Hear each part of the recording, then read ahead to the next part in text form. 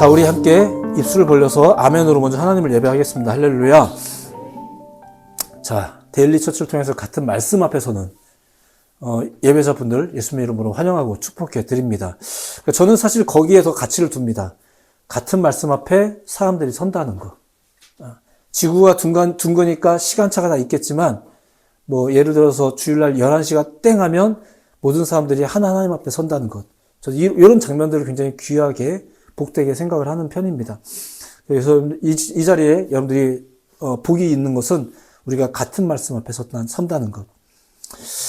자, 또 우리 한번 2026년의 소망과 결단을 또 같은 목소리로 우리도 함께 고백을 해봤으면 좋겠습니다. 2026년의 소망과 결단, 우리 주보 맨 뒤편에 나와 있습니다. 큰 목소리로 함께 고백하도록 하겠습니다. 한 걸음씩 범사에, 한 번만 더 한 걸음씩 범사에, 아멘. 네, 같은 예배가 열리듯이 또 같은 고백이 이 지구 마을에 동시에 선포가 된다면 얼마나 좋을까.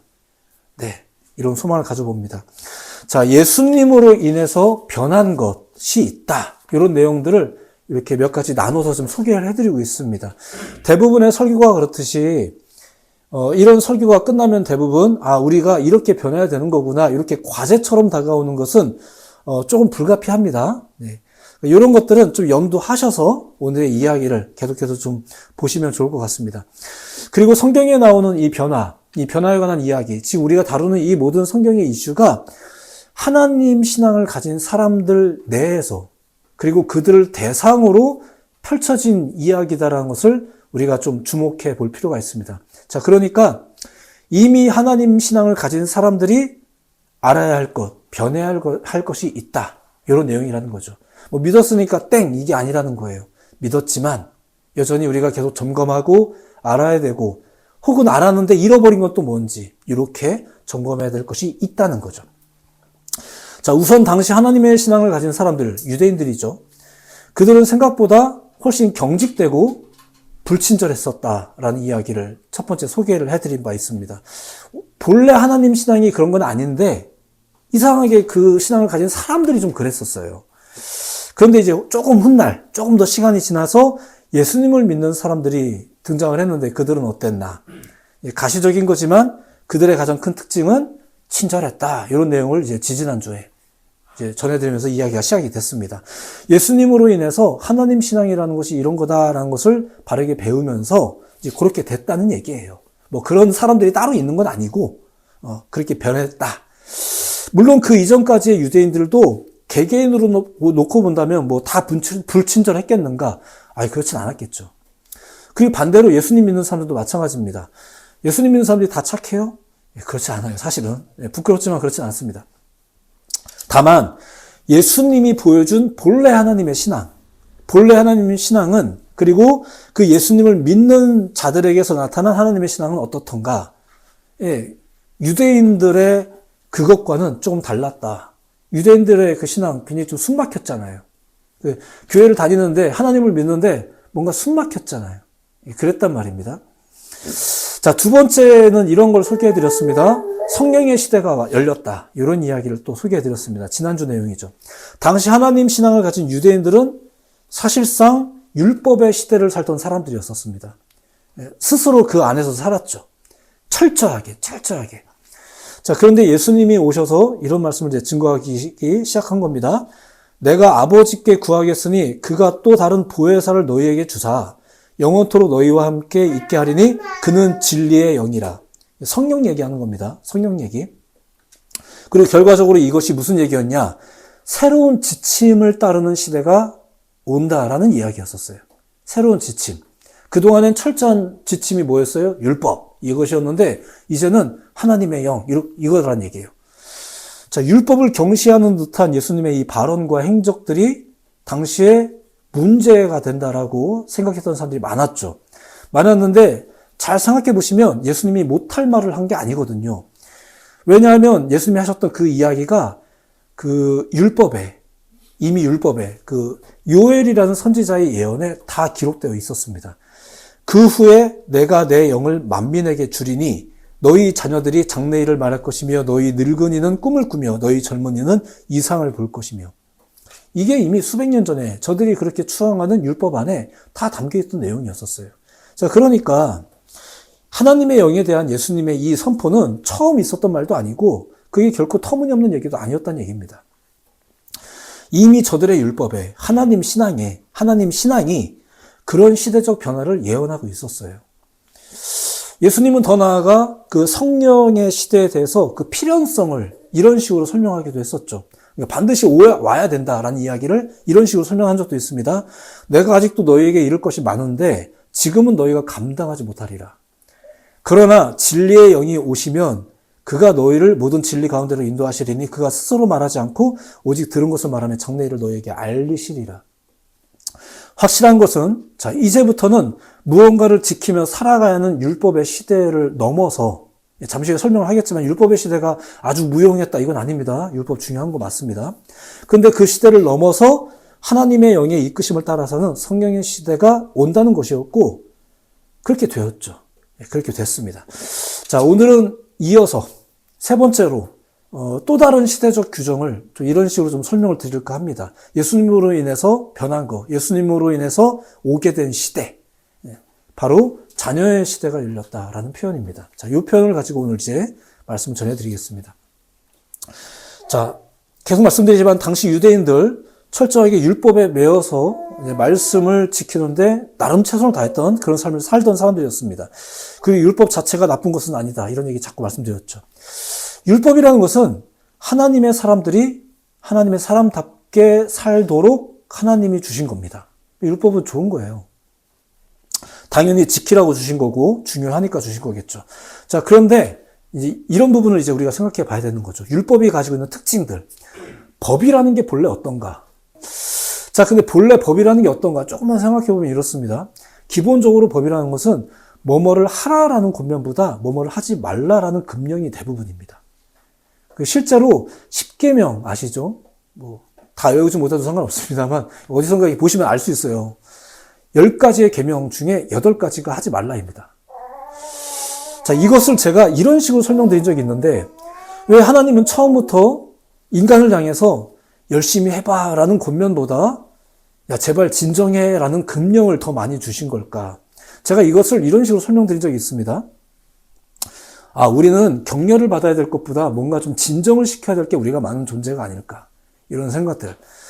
성경의 설명에 따르면 그것은 죄로 물든 문제 때문에 죄로 물들어버린 인간의 본성이 어떠한지 그리고 그로 인한 결과가 얼마나 위험한지 이런 것들을 성경이 계속 설명을 하고 있습니다. 하나님이 그걸 아셨다는 거죠.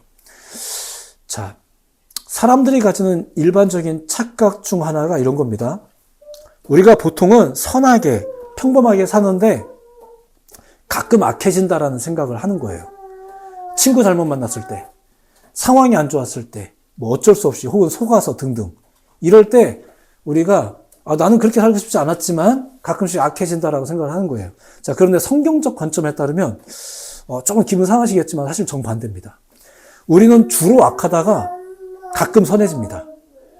우리의 본성이 죄로 물들어 있기 때문이라는 것이 성경의 기본 설명인데 그런 와중에 가끔 지혜자들의 권면, 가끔 특별한 사건이나 계기를 통해서 우리가 가끔 선해지더라 이거죠.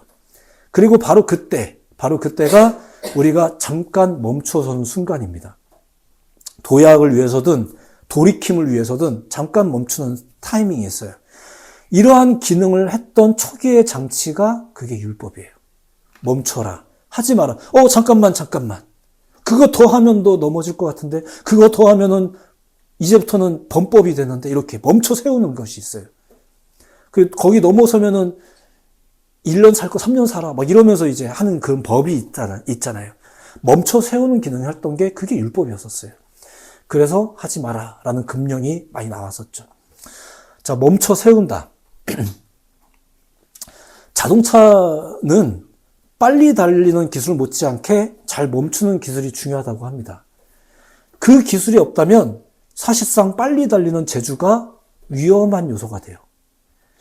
급발진, 갑자기 움직이는 것도 문제지만 아무리 브레이크를 밟아도 멈추지 않는 게 문제인 그런 사고잖아요.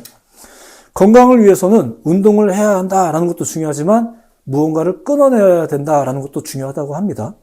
역시나 그 끊어내는 것이 안 된다면 운동을 하는 효과는 분명히 떨어질 거겠죠. 자, 비슷한 맥락에서 성경에 보면은 성경의 9가지 열매라는 게 있습니다. 제가 기회가 된다면 다음에 소개해 드릴게요. 굉장히 중요한 거라, 이거는. 성경의 9가지 열매. 자, 그 중에 하나가 절제라는 열매가 있어요. 절제.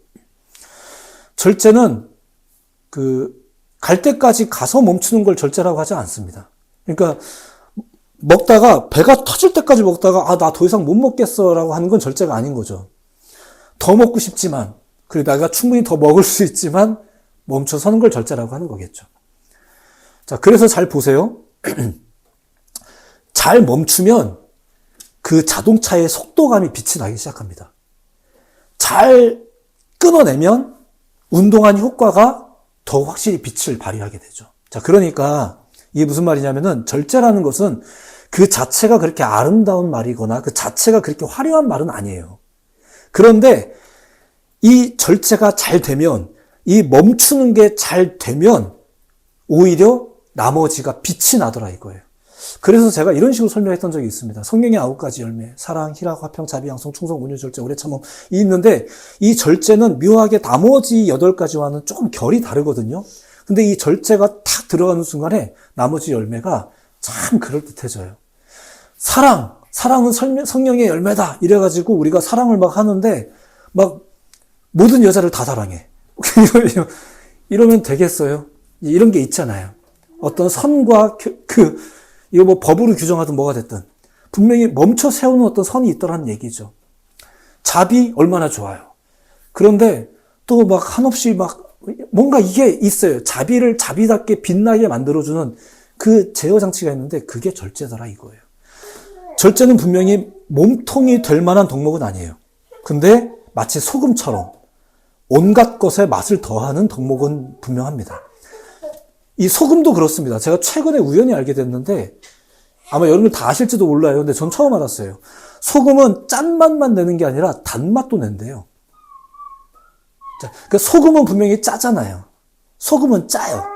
근데 소금은 짠데 짠맛만 내는 게 아니라 다른 요리에 풍미를 더하는가 싶더니 심지어 단맛까지 증폭을 시킨다. 저 최근에 처음 알았거든요. 자, 그렇다면 빛과 소금으로 산다는 것도 제법 매력이 있겠구나. 이런 생각이 드는 거죠. 마냥 손해보는 게 아니구나. 예수 믿는다고 마냥 우리가 손해만 봐야 되는 게 아닌 거구나. 이게 나름대로 참 재밌는 거구나. 그저 종교인으로서 고리타분하다가 아니라 세상에 풍미를 더하고 더 나아가 심지어 저들이 달다고 느낄 수도 있는 존재가 그리스도인일 수 있겠구나. 본래 그리스도인은 그런 것이겠구나. 이런 생각. 사실 그게 성경에서 말하는 모범적인 하나님 신앙을 가진 사람들의 모습이겠죠.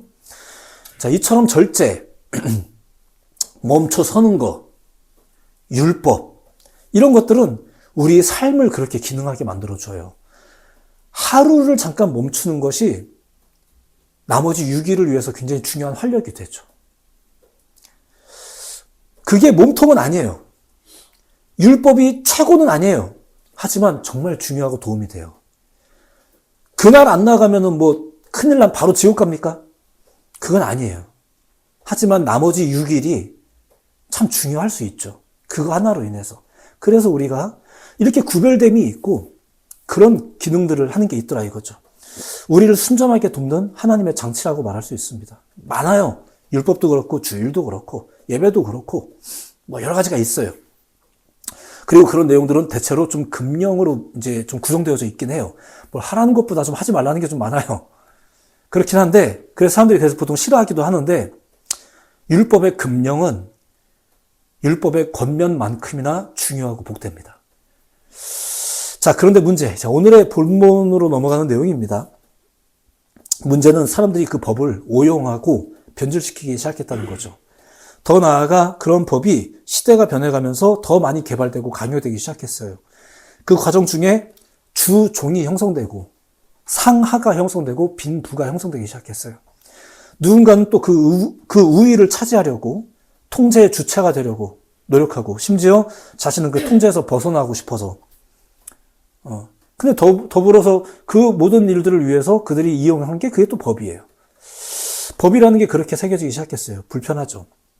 그리고 부끄럽지만 하나님 신앙의 역사 속에서도 이런 일들은 좀 펼쳐졌어요. 교회 지도자들을 통해서.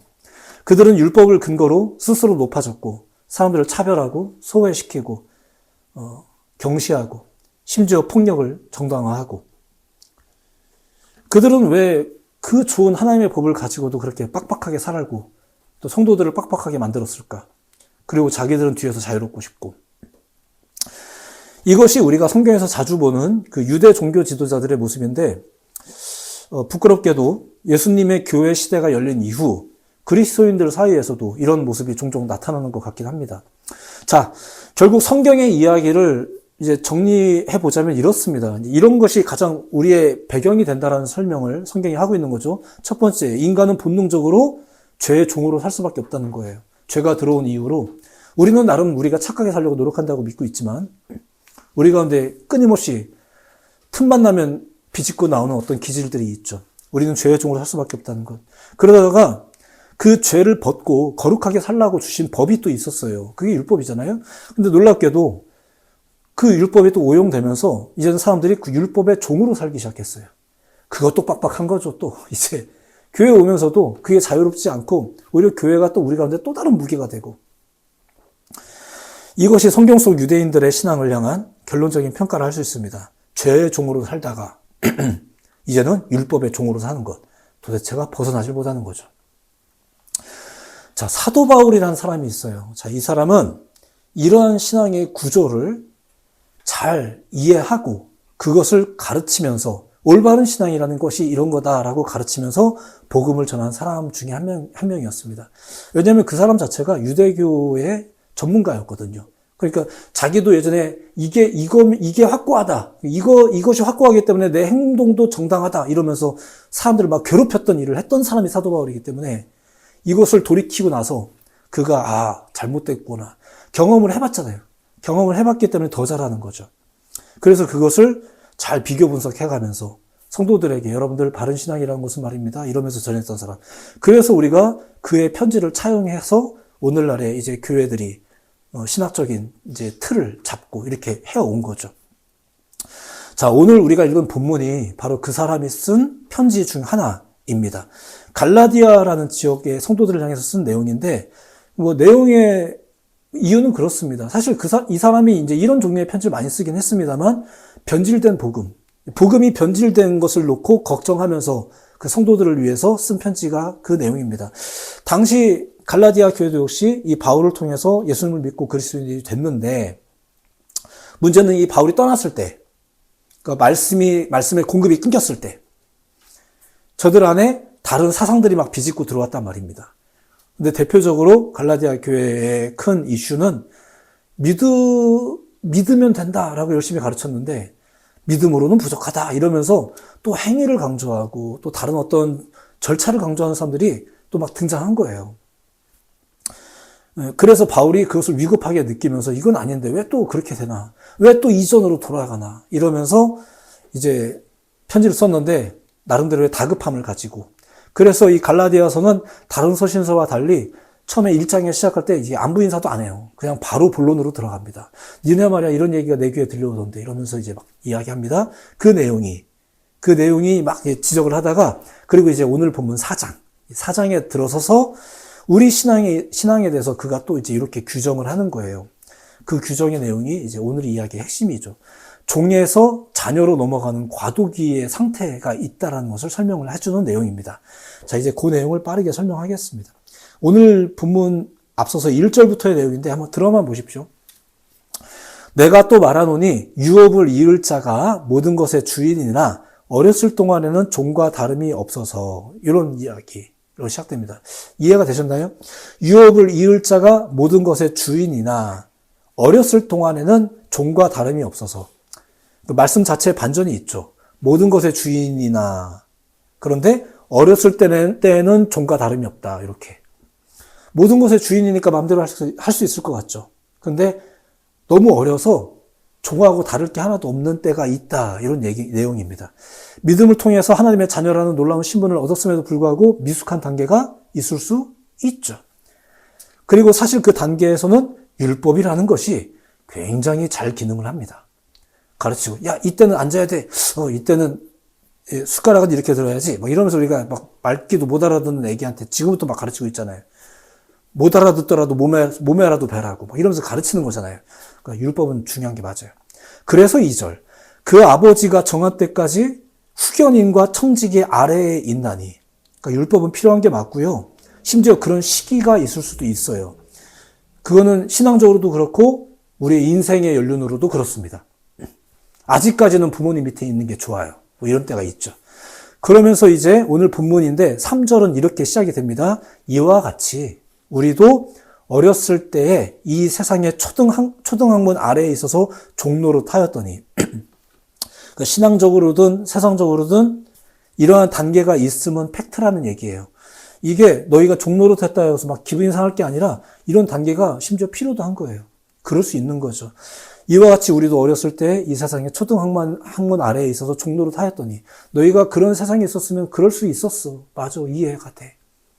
믿음이 없는데 교회를 안 왔다. 믿음이 없으니까 교회를 안 온 거겠죠. 그건 오히려 이해가 되는 부분이에요. 근데 믿음이 있는데 그러면 이제 가끔 의아해지는 거죠. 믿음이 있다던데 왜 저러지? 이렇게 하면은 그때는 좀 갸우뚱해지고 목회자들이 심란해지는 겁니다. 근데 그의 논증이 결국은 어떻게 이어지는지를 보십시오. 4절입니다. 때가 참해.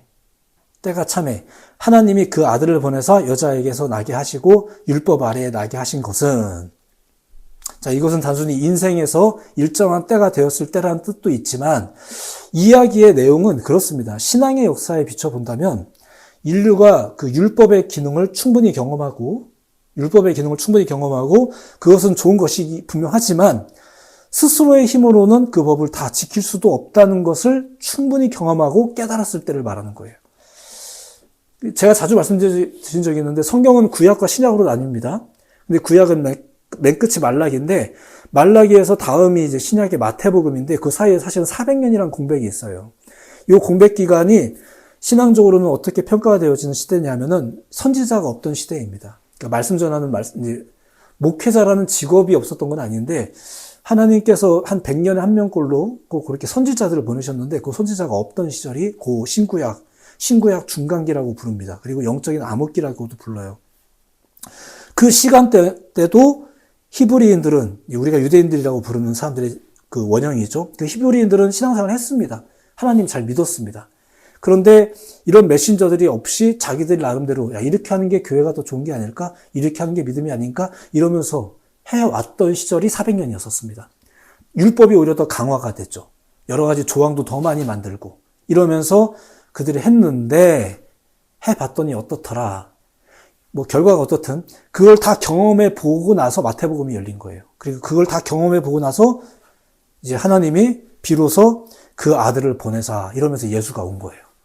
그 예수가 와서 결국 어떻게 됐습니까? 5절 앞부분에 보면 율법 아래에 있는 자들을 속량하시고 자 이제부터 우리가 알고 있는 복음서 이야기가 시작이 된 거예요. 예수님이 오셔서 율법 아래에 있는 자들, 율법 아래에서 너희가 충분히 살아봤지 자꾸 말을 해도 안 듣는데 뭐 니네 잘하고 있다고 오히려 나한테 대들었지. 그럼 알아서 해봐. 내가 아무 말 안 할 테니까 해봐.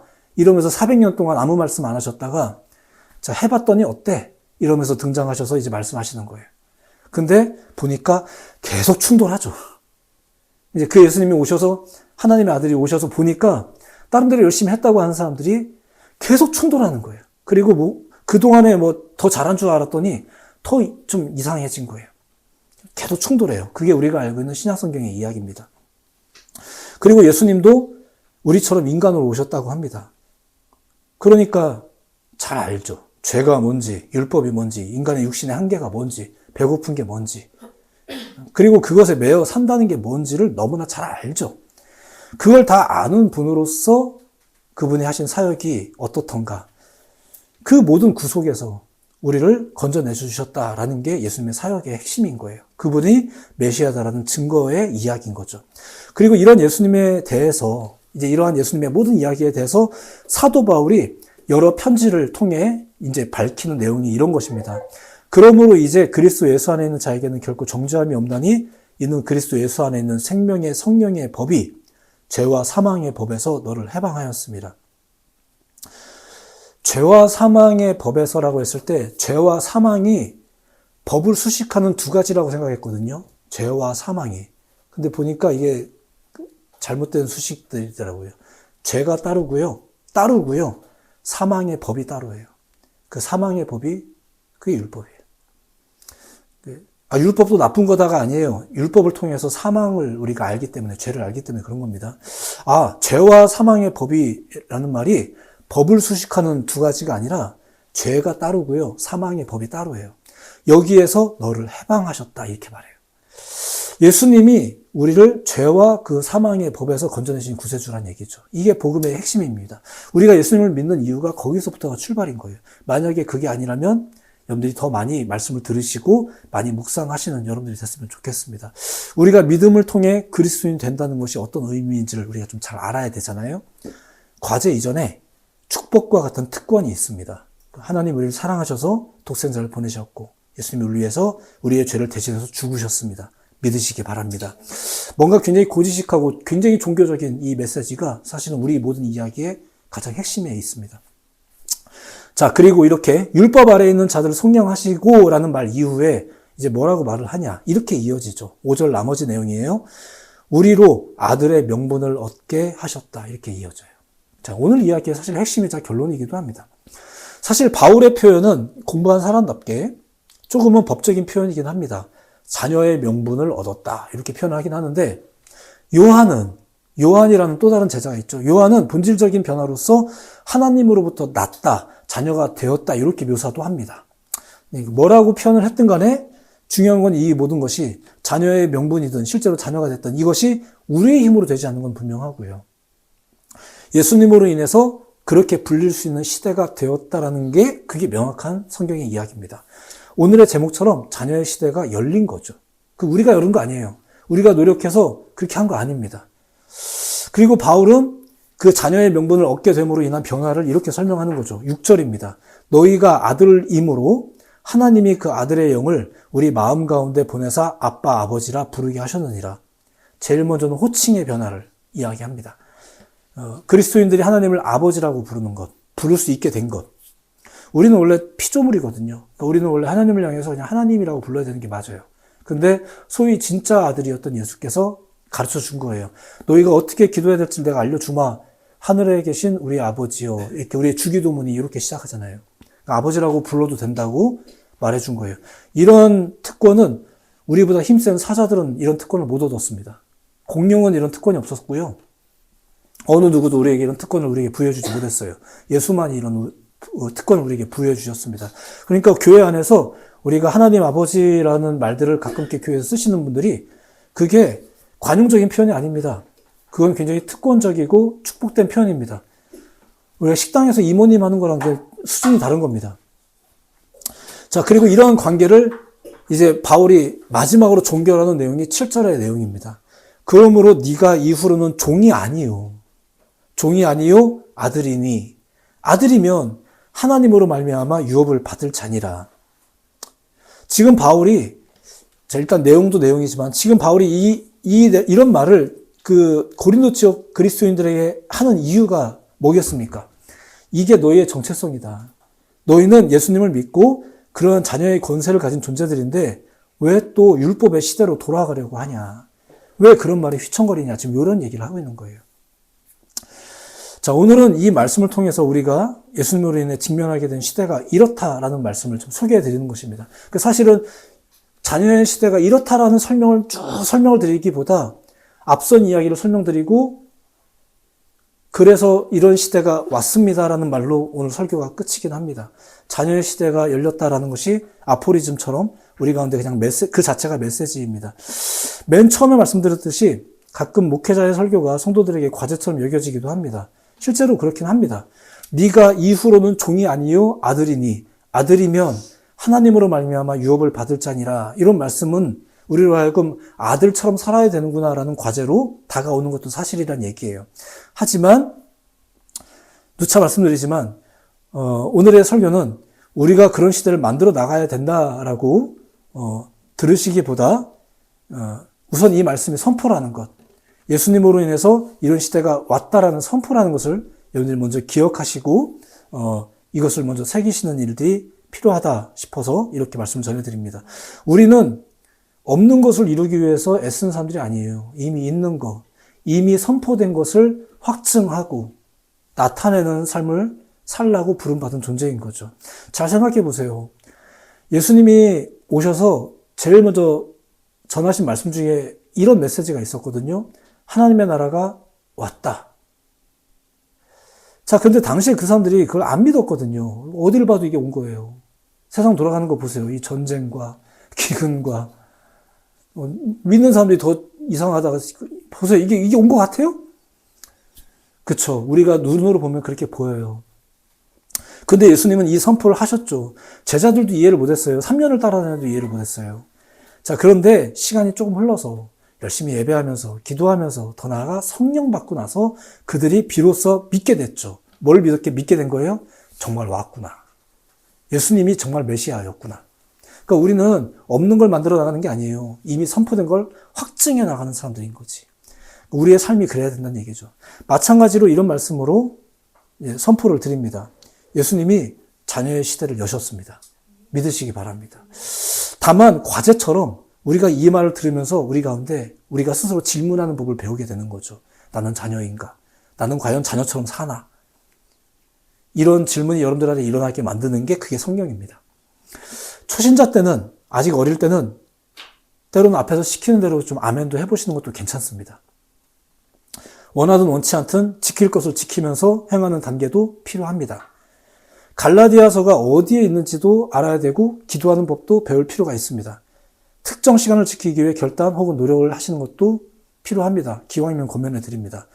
아직 어린아이라면, 아직 초신자라면 괜찮습니다. 그럴 수 있는 거죠. 다만 계속 어린아이이길 하나님이 원하실까요? 그렇지 않죠. 주일날 열심히 오세요. 근데 주님이 정말 원하시는 것은 5일을 여러분들이 어떻게 사실까라는 것을 주님이 기대하실 거예요. 수십 년간 교회 다니면서도 계속 저만 잘 먹고 잘 살게 해주세요라고 하는 것을 주님이 결코 원하시지 않을 겁니다. 원하시지 않습니다. 그래서 신앙에는 분명히 단계가 있고 초보가 있을 수 있어요. 괜찮은 거예요. 그때는 모르시면 물어보는 것도 나쁘지 않고요. 그게 오히려 그게 지혜인 겁니다. 그래서 뭔가, 그리고 신앙생활을 수십 년을 했어도 뭔가 엉클어졌어요. 그러면요, 풀려고 애쓰기보다 차라리 잘라내는 게 더 빠르기도 해요. 그래서 제가 딴 건 잘 모르겠는데 신앙생활만큼은 중간에 수정하는 것보다 다시 시작하는 게 항상 빠릅니다. 그래서 이전에 내가 신앙생활을 해봤든 안 해봤든 경험도 사실 미안한데 중요하지가 않아요. 목사, 성도 아무 상관없습니다. 목사는 회개할 때 기도 안 하나요? 목사도 똑같이 무릎 꿇고 회개합니다. 기도합니다. 목사도 성경 봅니다. 목사도 하나님을 찾아야 됩니다. 똑같습니다. 다를 게 없어요. 그들이 더 좋은 차 끌면서 콩나물 팔아서 헌금하는 성도들에게 믿음 없다고 야단칠 게 아니란 얘기예요. 똑같아요. 우리가 다 똑같은 하나님 앞에서의 자녀로 부름받았으면 각자의 역할과 사명에 따라서 충성할 뿐인 것입니다. 근데 이것을 우리가 오해하면 그릇된 종교관이 교회 안에 생기고 이렇게 되는 거죠. 우리는 하나님의 자녀입니다. 믿으시기 바랍니다. 이제부터는 그 선포된 시대를 우리가 정말 그러한가? 물론 의심을 가져보는 단계도 괜찮습니다. 가져보고 아 그렇구나. 이런 시대를 이미 여셨구나. 2000년 됐어요 벌써. 그럼 그런 시대에 우리 합당하게 오늘날에 우리들은 살고 있는가? 다만 이런 질문하는 자들이 지금도 필요한 거죠. 2000년 전에도 필요했고 지금도 필요하고 아마도 앞으로도 필요할 겁니다. 그리고 아마 그런 질문을 위해서 그런 질문을 촉구하기 위해서 성령의 사역자들, 성령의 일을 감당하는 사역자들은 앞으로도 아마 계속 세워질 것입니다. 다만 그들이 좀 잘 전해야 되겠죠. 오늘날의 목회자들이 바른 메시지를 잘 전해야 되겠죠. 그런 사명들이 우리에게 각자에게 다 주어져 있는 것입니다. 그리고 이런 일들이 결국 어디서 펼쳐지는가? 월요일부터 펼쳐집니다. 그래서 여기서 승부를 보는 게 아니에요. 여기서는 그런 메시지가 생겨지는 거고 내일부터 승부를 또 보는 거죠. 돌아가셔서 승부를 보는 거예요. 열심히 사시고요. 실패를 경험하실 수도 있겠고 승리를 경험하실 수도 있을 거예요. 괜찮아요. 우린 또 갈 때가 있잖아요. 또 가서 다시 한번 주님 내가 이번 한 주는 또 이렇게 살았네요. 회개도 해보고 감사도 해보고 이러면서 우리는 계속해서 예배를 자로서 살아가는 것입니다. 그러면 아무리 봐도 하나님의 나라가 온 것 같아 보이지 않는 이 세상이지만 이 세상에 여러분들로 인해서 구석구석에서 소금이, 빛이 발동을 할 것입니다. 거기에 회복이 있죠. 그 가문의 회복이 있고 그 사업장의 회복이 있는 거예요. 그게 하나님께서 원하시는 하나님의 나라가 세워지는 장면들입니다. 오늘은 그냥 하나의 아포리즘으로만 설명을 했습니다. 그리고 그것보다 서원이 훨씬 길었습니다. 하지만 오늘 이것을 다시 한번 선포해 드립니다. 예수님이 자녀의 시대를 여셨습니다. 믿으시기 바랍니다. 친절의 시대를 여셨고 성령의 시대를 여셨고 자녀의 시대를 여셨습니다. 물론 이렇게 설명하는 것은 오늘날의 그냥 목회자로서 이렇게 몇 가지 나눠서 하고 있는 것 뿐이지만 실제로 성경에 나와 있는 한 표현입니다. 우리를 자녀 삼으셨다라는 것. 여러분들이 하나님의 자녀인 것을 믿으시고 본인들은 감사하고 옆에 있는 사람들도 또 옆에 있는 사람들을 향해서도 이 사람도 하나님의 자녀구나라는 존중함을 가지고 한 주도 기쁨으로 살아가시는 여러분들 모두가 되기를 예수님의 이름으로 축복해 드립니다. 기도하겠습니다.